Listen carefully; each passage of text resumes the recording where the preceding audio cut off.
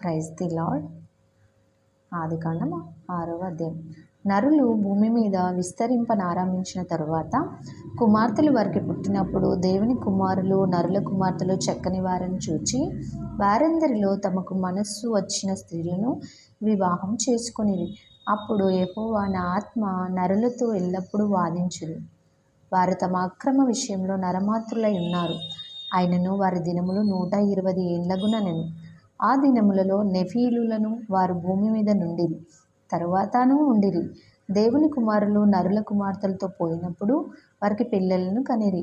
పూర్వకాలమందు పేరు పొందిన శూరులు వీరే. నరుల చెడుతనము భూమి మీద గొప్పదనియు వారి హృదయం యొక్క తలంపులలోని ఊహ అంతయు ఎల్లప్పుడూ కేవలం చెడ్డదనియు యెహోవా చూచి తాను భూమి మీద నరులను చేసినందుకు యెహోవా సంతానము నొంది తన హృదయంలో నొచ్చుకొనెను. అప్పుడు యెహోవా నేను సృజించిన నరులతో కూడా జంతువులను, పురుగులను, ఆకాశ పక్షాదులను భూమి మీద నుండకుండా తుడిచివేయుదును. ఏలయనగా నేను వారిని సృష్టించినందుకు సంతాపము నొందియున్నాను. అయితే నోవాహు యెహోవా దృష్టి యందు కృప పొందిన వాడాయెను. నోవాహు వంశావళి ఇదే. నోవాహు నీతిపరుడును తన తరములో నిందారహితుడనై ఉండెను. నోవాహు దేవునితో కూడా నడిచినవాడు. షేము, హాము, యాపెతు 3 కుమారులను నోవాహు కనెను. భూలోకము దేవుని సన్నిధి చెడిపోయెను. భూలోకము బలాత్కారంతో నిండి ఉండెను. దేవుడు భూలోకమును చూచినప్పుడు అది చెడిపోయి ఉండెను. భూమి మీద సమస్త శరీరులు తమ మార్గమును చెరిపివేసుకొని ఉండిరి. దేవుడు నోవాహుతో సమస్త శరీర మూలముగా భూమి బలాత్కారంతో నిండి ఉన్నది కనుక నా సన్నిధిని వారి అంతము వచ్చి ఉన్నది. ఇదిగో వారిని భూమితో కూడా నాశనం చేయుదును.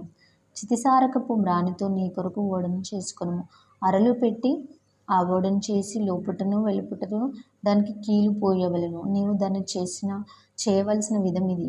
ఆ ఓడ 300 మూరల పొడుగును, 50 మూరల వెడల్పును, 30 మూరల ఎత్తును గలదై ఉండవలెను. ఆ ఓడకు కిటికీ చేసి పైనుండి మూరడు క్రిందికి దాన్ని ముగించవలెను.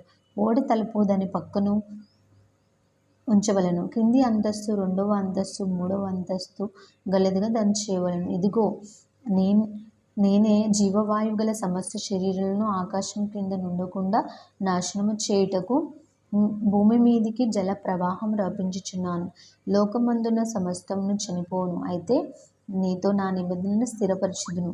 నీవును నీతో కూడా నీ కుమారులను, నీ భార్యయు, నీ కోడండ్రును ఆ ఓడలో ప్రవేశింపవలెను. మరియు నీతో కూడా వాటిని బ్రతికించి ఉంచుకొనుటకు సమస్త జీవులలో అనగా సమస్త శరీరుల యొక్క ప్రతి జాతిలోనివి 2 చొప్పున నీ ఓడలోనికి తేవలెను. వాటిలో మొగదియు ఆడదియు నుండవలెను. నీవు వాటిని బ్రతికించి ఉంచుకొనుటకై వాటి జాతుల ప్రకారము పక్షులలోను, వాటి జాతుల ప్రకారము జంతువులలోను, వాటి జాతుల ప్రకారము నేలను ప్రాకు వాటన్నిటిలోను ప్రతి జాతిలో 2 చొప్పున నీ యొద్దకు అవి వచ్చును. మరియు తినుటకు నానా విధములైన ఆహార పదార్థములను కూర్చుకొని నీ దగ్గర ఉంచుకొనుము. అవి నీకును వాటికిని ఆహారమగునని చెప్పెను. నోవాహు అట్లా చేసెను. దేవుడు అతనికి ఆజ్ఞాపించిన ప్రకారం యావత్తును చేసెను. దేవుడు ఈ వాక్యము దీవించును గాక.